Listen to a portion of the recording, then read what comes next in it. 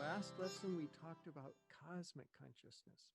So this lesson I wanted to talk about the next major milestone on the path to enlightenment. And I should preface it by saying that these are not to be taken as, exact, because it's not an entirely linear development that, then you hit this and you haven't developed any of this. That's not the case. As you're going to cosmic consciousness, you're actually developing some of what is entailed in cosmic consciousness. And you could be having flashes of the next major milestone, which is unity consciousness. So it's not entirely linear and distinct. But these descriptions still serve because they are meaningful approximations, you could say. Okay. So the thing about cosmic consciousness is that there's as I said, the bottom drops out and there's that emptiness of pure awareness. And it's there all the time. You may not be aware of it during activity. Your activity may kind of overshadow your actual experience of that. But if you just close your eyes for a moment, it's there. And when you sleep, it's there. So you could say in cosmic consciousness that pure awareness is kind of flat. Like you might say like a tabletop. It's sort of got a flat quality to it. And so now the next step of progression actually involves kind of refining the perception to discern the subtler layers as you're coming to pure awareness, okay?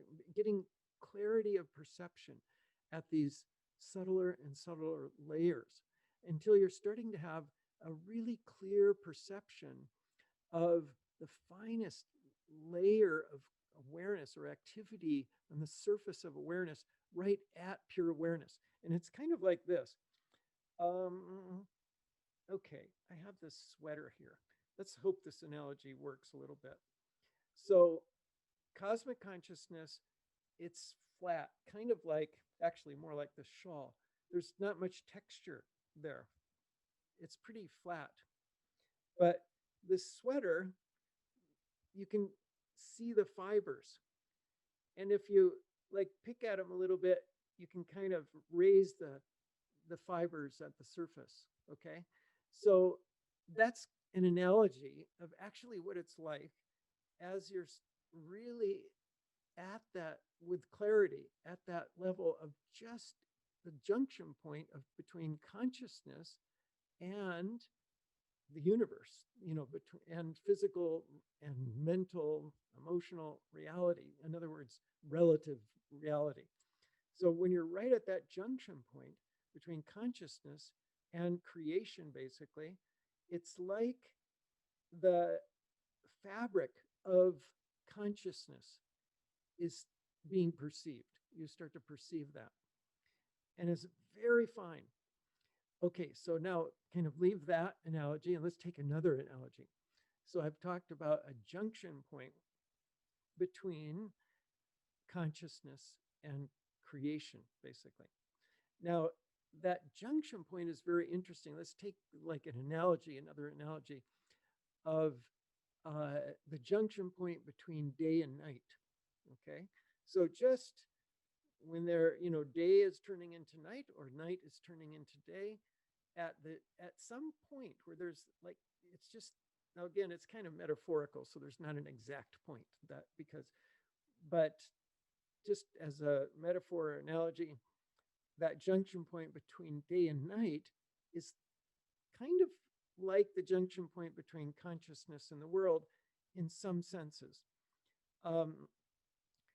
In that, at that junction point, like all the possibilities of day are there and all the possibilities of night are there, but neither of them are actually manifesting. It's just the junction point where all those possibilities are. So And actually, at that point, you could say, because all the possibilities are actually even better than the best single possibility, because it's all possibilities, it's infinite, right? So it's even higher than the highest, it's better than the best because it's got infinite. So that is the point that is the sort of most fascinating, most charming. So now if you go back to the consciousness and creation that we're talking about, that point at the junction point has all the possibilities of just pure silence and all the possibilities of creation, even though they're not manifested. So it's better than any of those possibilities. It's simply better than the best. It is God. It's just the ultimate. It's God. And when you have that experience at that level with clarity, there's no way to express that. It's just simply God. You can't say anything else about it. It's self-evident, is higher than the highest. It's God. And so that is where, like, the optimum sort of, we've talked about last week in cosmic consciousness, that you get streams of knowledge. Well, those streams of knowledge are much more so in God consciousness. That when I say God consciousness, I just mean consciousness of God, consciousness of the divine, consciousness of that level of the junction point. And now, if you skip back to the analogy of the junction point between day and night, what is that junction point? It's sunrise or sunset. And sunrise and sunset is often the most beautiful, enchanting part of the day, right? The sky of the sunset, the sky of the sunrise, it's just got some special beauty. Well, again, like that, the junction point between consciousness and creation, where all the possibilities are higher than the highest, that is the most beautiful, the most fascinating and charming level of experience. And it's self-evidently God. So as you have this experience in your meditation at first, it'll be wonderful. And of course, just like in developing cosmic consciousness, you have that experience, you come out of meditation, you don't have that experience. You go back into meditation, you have that experience, you don't have that experience. Back and forth, until gradually you're starting to stabilize that experience of the perception of the divine, of that layer of creation that is just simply God. And of course, you might wonder, well, how can I accelerate this? How can I have this experience faster? Anybody wondering? Okay, so of course, all of these techniques and practices help that.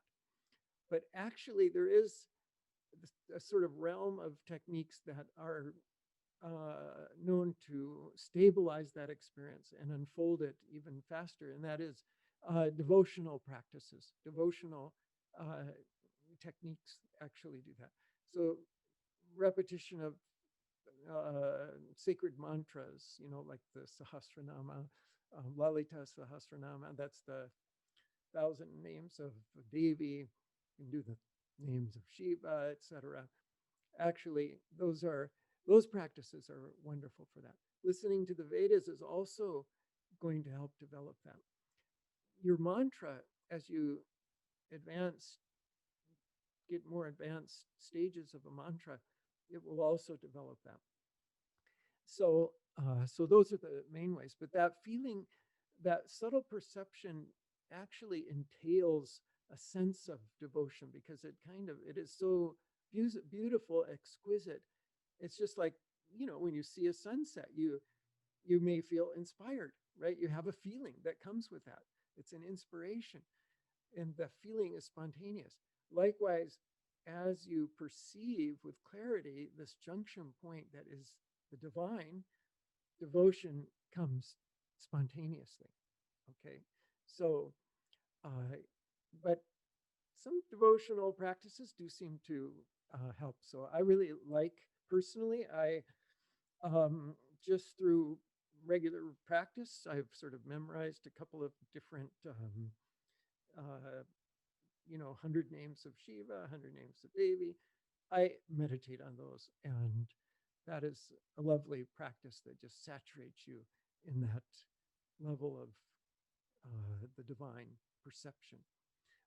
So that's that's it. And then when that level of perception is fully established, now it's no longer just cosmic consciousness. In fact, it's very different than cosmic consciousness, because cosmic consciousness, if it were just simply the sort of theoretical textbook cosmic consciousness, it would have a flatness to it. It wouldn't be that fascinating. But with the techniques that we're using, you don't get to that flat cosmic consciousness. By the time you get to cosmic consciousness, you have a lot of subtle perception already opened up.